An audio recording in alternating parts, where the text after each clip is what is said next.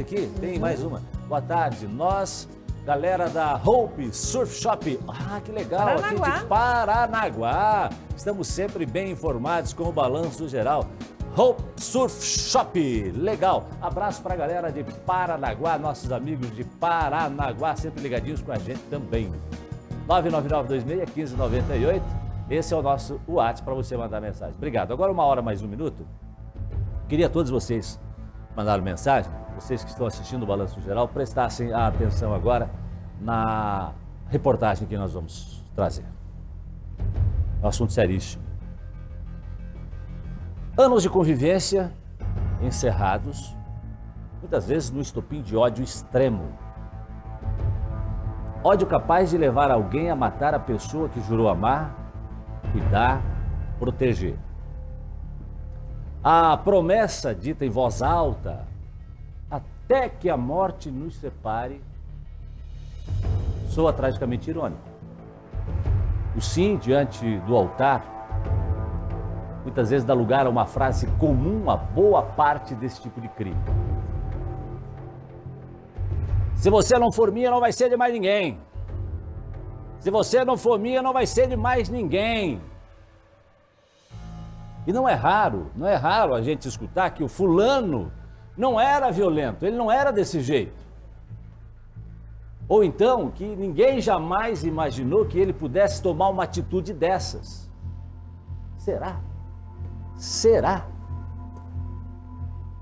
Especialistas dizem que há sinais, atenção, especialistas dizem que há sinais que podem até passar despercebido. Mas esses sinais estão lá. A pessoa demonstra esses sinais, anunciando para quem prestar bem atenção que existe algo grave prestes a acontecer. Enxergar a tempo é literalmente questão de vida ou morte. Viviane Furlan, Merin Isabel Padilha, Isabela Victória Silveira, Patrícia Soares da Silva. 4 mulheres assassinadas nas 2 primeiras semanas de janeiro por seus maridos ou ex-companheiros. Esses homens, eles são os mais comuns possíveis, ou seja, nós não podemos separá-los por faixa etária, por cor, religião, condição social ou cultural. Não tem como fazer isso. Vítimas do ápice da violência doméstica, que começa com atitudes aparentemente inofensivas. Você não pode vestir essa roupa, você não pode ir nesse lugar, você não pode falar com tal pessoa. Por quê? Porque esses homens têm uma autoestima baixa. Então eles costumam usar esse procedimento de rebaixar a mulher para que ele se sinta superior e isolá-la para que ninguém a alerte. Segundo dados do Ministério Público, o número de feminicídios e de tentativas de feminicídio aumentou 26% no ano passado aqui no Paraná. Foram 354 casos em 2023 contra 281 em 2022. Mais de 80% deles ocorrem após a mulher pôr fim ao relacionamento, o que evidencia o sentimento de posse dos agressores. E aquela velha máxima machista de que se ela não for minha, não será de mais ninguém. Muitos deles nem acham que são agressores, acham que isso realmente acontece porque casamento é assim, casamento pode ter problema. Eles fazem esse discurso, bem como fazem o discurso de que são homens de bem, são provedores, são pessoas trabalhadoras e por isso não são criminosos. Desde 2015, quando o homicídio de mulheres cometido em razão de gênero passou a ser chamado de feminicídio, a pena aumentou. Varia de 12 a 30 anos de prisão, mas parece que o agressor não leva isso em conta. Como ele se sente legitimado e os atos de violência que ele praticou ao longo da relação estavam todos naturalizados, quando ele chega a esse extremo, ele percebe que ele avançou um ponto. Mas ele acredita que isso também, como os outros atos de violência, serão aplacados pela naturalização social. Tanto que a maioria das defesas aqui aviadas por eles nos processos penais ela me levou a isso. Se ela não tivesse me provocado tanto, eu não teria chegado a esse extremo. Então você vê que há uma reversão da culpa da mulher pela própria morte. Isso é cultural. O Anuário Brasileiro de Segurança Pública de 2023 revela que 7 em cada 10 feminicídios ocorrem dentro de casa. muitas vezes na frente dos filhos ou então de outros familiares. Pessoas que possivelmente vivenciaram toda a escalada da violência doméstica e que, se tivessem denunciado o agressor antes, poderiam ter evitado o pior. Existe um contingente familiar que é todo afetado por aquela cena de crime. O Ministério Público agora, dentro de outras perspectivas, estamos atuando em relação aos filhos do feminicídio. E estamos acompanhando o crescimento dessa geração. E é uma geração que começa a casar mais cedo, separar mais cedo e muitas vezes até repetir aquele prognóstico. Entre os mecanismos da justiça para tentar frear os casos de feminicídio está a medida protetiva. A medida protetiva de urgência tem se revelado um instrumento mais eficaz para que não haja desdobramento letal. Tá? E nesse sentido, mais uma vez, como é uma questão cultural, o sistema de justiça, de uma maneira geral, o próprio poder judiciário, tem aberto a cabeça no sentido de dar um valor à palavra da vítima. E no registro indiciário de um pouco mais de situação, às vezes uma mensagem, alguma outra coisa, mas a palavra da vítima para essa medida tem sido suficiente. Esta mulher, separada há 3 anos, foi agredida pelo ex-companheiro e escapou de uma tentativa de feminicídio. Ele falava que se eu não fosse dele eu não ia ser de mais ninguém, que ele ia matar minha mãe, ia matar o meu pai, né? Ia me deixar sozinha, porque são as pessoas que eu tenho, né, mais próximas. Então era que eu ia ser dele, só dele. O ex-companheiro começou a demonstrar sinais de agressividade quando eles passaram a morar juntos. Eu engravidei, fui morar com ele, que ele estava, vamos dizer, só eu e ele dentro da casa. Ele posava fora, ele ameaçava a minha família. Se alguém estragasse o relacionamento, o casamento dele, ele ia matar. As ameaças à família compraram o silêncio da vítima. Ele coloca muito que eu vou ser a culpada. Eu vou matar tua mãe, você vai ser a culpada. Então ele chegou por diversas vezes pular o portão, entrar para dentro, me fazer ficar com ele, ter relações, porque senão ele ia matar a minha família. No dia 26 de dezembro, o homem invadiu a casa da ex-mulher. Como não encontrou nem ela nem a filha, incendiou a residência. Objetos encontrados no imóvel revelaram a intenção dele. A gente viu uma faca escondida. Eu fui pegar os brinquedos da minha filha para ver o que estava prestando, né, o que estava queimado. Eu vi uma machadinha, no meu tapete tinha uma barra de ferro escondida. Ele comentou que ele queria me pegar. Só que, como eu não estava em casa, como eu não dormi em casa, por volta de 2 e pouco, ele colocou fogo na casa. Depois de muita ida na delegacia, muita conversa, consegui, graças a Deus, a patrulha da Maria da Penha, veio um carro aqui com uma policial. Ela foi crucial, assim, nessa questão, porque ela veio, eu contei, desabafei tudo que eu estava passando, e ela conseguiu chegar aqui e falou, não, eu vou te ajudar. E a gente conseguiu prender ele. Ele tentou fugir, mas não conseguiu. Daí agora a gente está tentando ver por quanto tempo, né? Acuada, a mulher quer que ele continue na cadeia, para que ela não tenha que viver aprisionada. Se ele está solto, eu vou estar presa, né? Porque eu não consegui desde o Natal, no dia 25, que foi o que aconteceu, eu consegui, quase um mês depois, consegui sair sozinho de casa.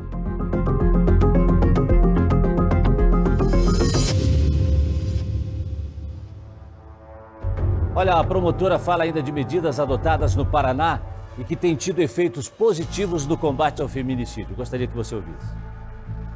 Historicamente, o sistema de justiça, né, nós temos aí esse caso emblemático lá dos idos de 1970, 76, a morte de Ângela Diniz, em que foi dado um apenamento do primeiro julgamento de 4 anos. Saiu do julgamento na mesma porta que os jurados saíram.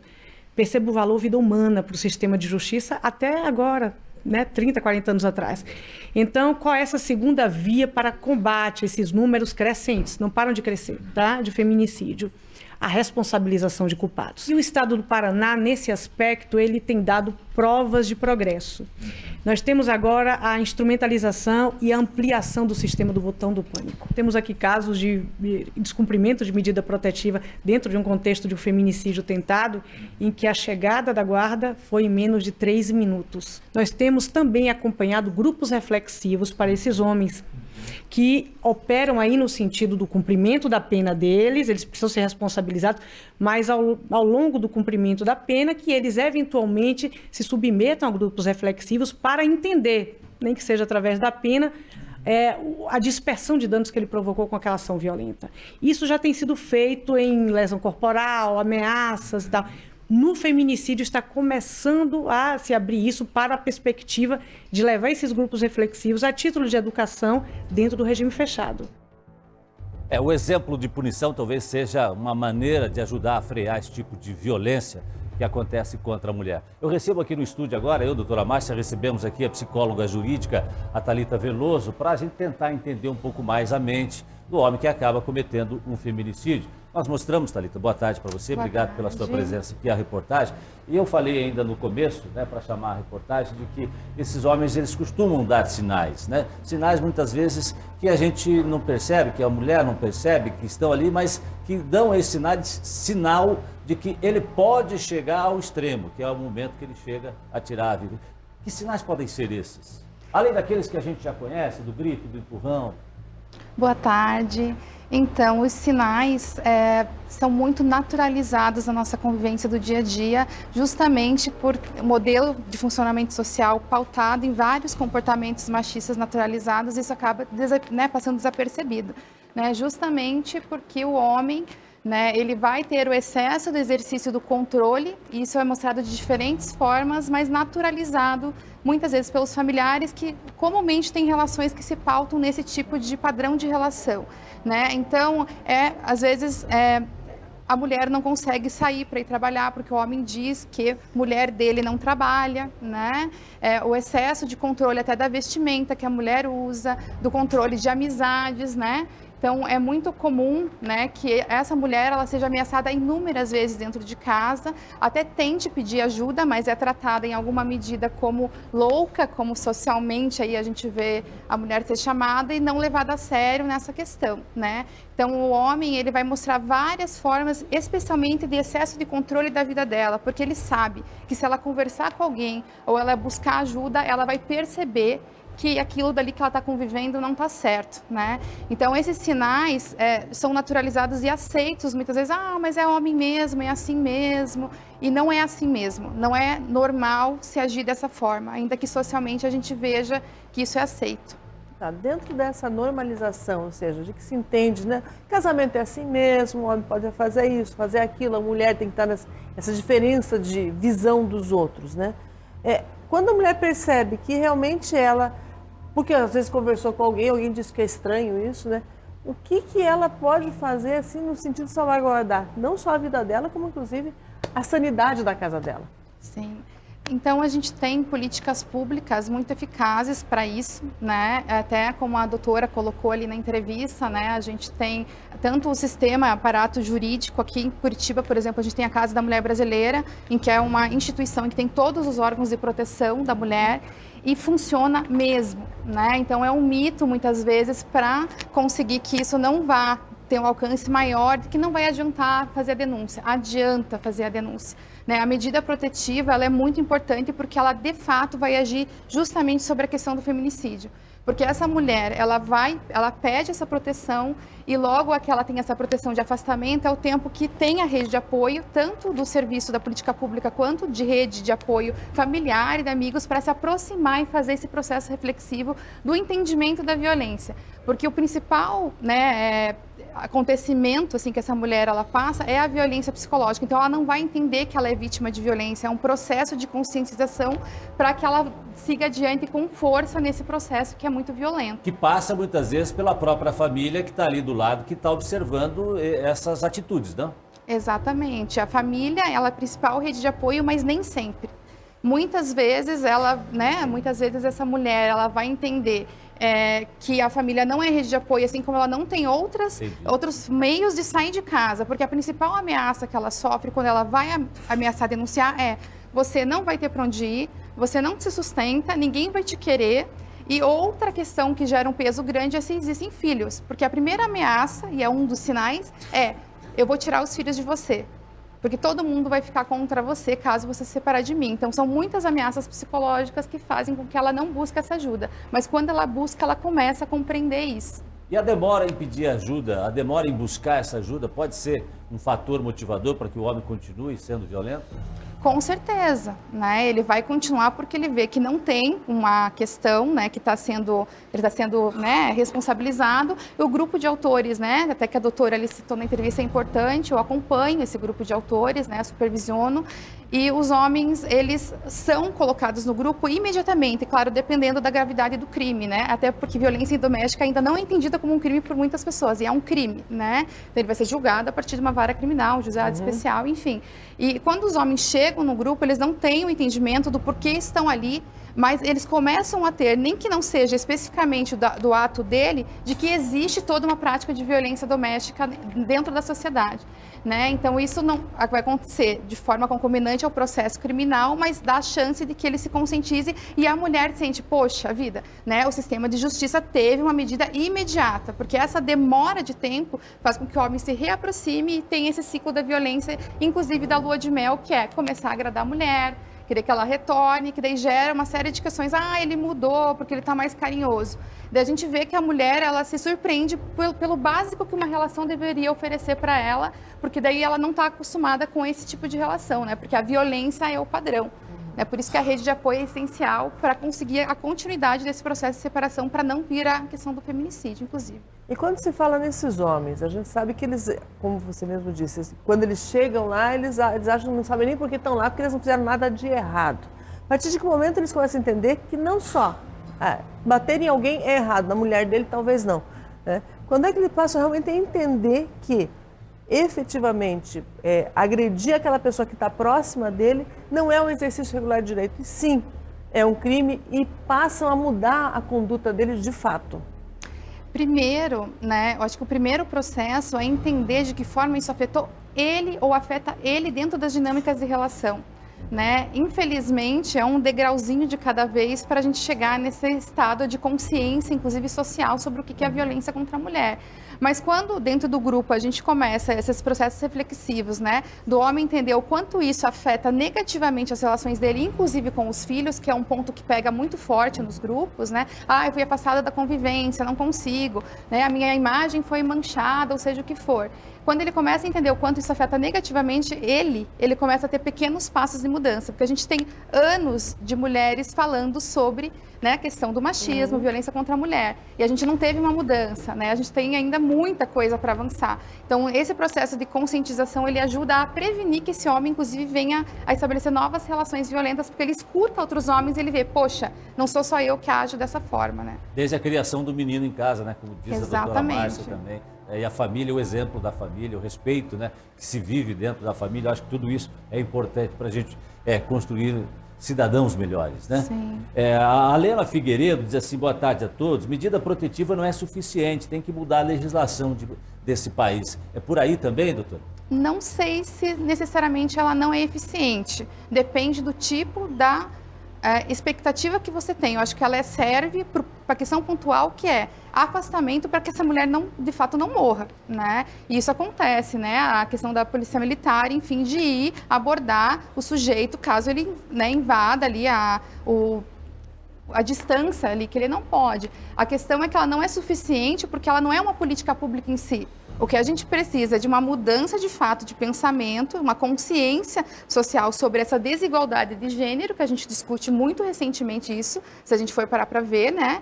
Não é um assunto ainda que a gente consegue falar com a frequência que deveria, inclusive. Então, esse processo de mudança de consciência social, esse processo de afirmação da política pública, ele está sendo construído. Mas hoje o CREAS, por exemplo, que é o Centro de Referência Especializado em Atendimento de Assistência Social, ele vai atender as mulheres vítimas de violência. Se essa mulher, ela busca esse atendimento e é encaminhada para o CREAS, ela vai ter um suporte em várias áreas da vida, como, por exemplo, ter acesso ao emprego, que é o que faz muitas vezes ela se manter, né, dentro de casa, dentro dessa relação, né? Então, é ter acesso a essa consciência do que é essa... As políticas são importantes. Né? Exatamente. Então, a lei medida protetiva, especificamente, que é uma questão da lei, não vai dar conta sozinha, mas ela é essencial para a porta de entrada desse processo.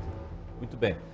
Quero agradecer, Thalita Veloso, psicóloga jurídica, né, por ajudar a gente a entender um pouco e colaborar também para que as pessoas, né, as autoridades, enfim, né, pensem. Como todo dia, quando a gente chega aqui na redação, inclusive, né, sempre tem um ou outro caso que faz a gente refletir, pensar e falar.